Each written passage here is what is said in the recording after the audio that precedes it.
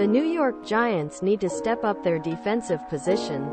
We've seen a few free agent defenders this season, some affordable, others costly, and Eric Kendricks is another new addition to the mix. The Kendricks and Giants look pretty familiar, with the former Minnesota Viking playing 2 games against Big Blue back in 2022. Kendricks was the leader of the Vikings' defense for a long time. He was 45th the auditions in 2015 and was All-Pro 2019 under former defensive coordinator George Edwards. He turned 31 in February and an inevitable fall is imminent.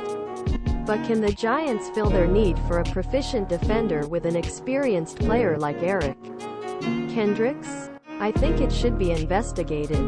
Fundamentals emaciated. The Kendricks are coming out 2 consecutive seasons tackles in dubious defense. Former head coaches Mike Zimmer and Ed Donatel. I find this questionable given large number communication errors Vikings suffered in their NFC wildcard loss to New York Giants.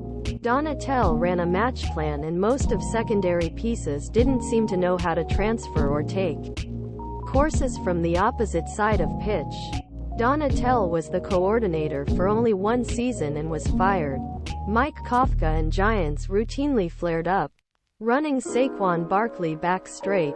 There didn't seem to be many adjustments. Relatively primitive approach taken by Giants. This is relevant because it's possible that Kendrick's role, and the defense as a whole, doesn't quite fit the skills he still holds.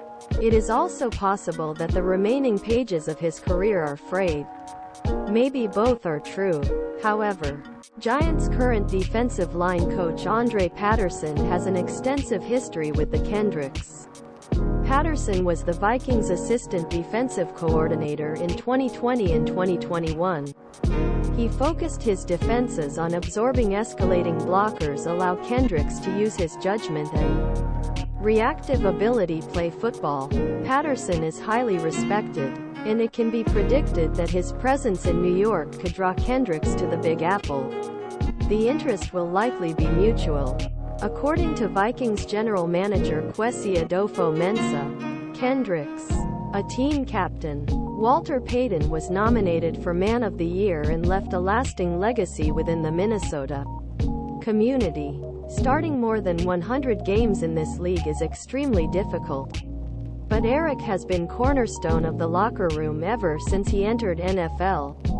In my first year as head coach, Eric played critical role as a captain and member of the leadership council in helping create the culture we want in Minnesota. He was a consistent mentor to his young teammates, and his tireless work ethic set a standard for others to emulate. I know he and Allie will have an immediate positive impact on their next team and community.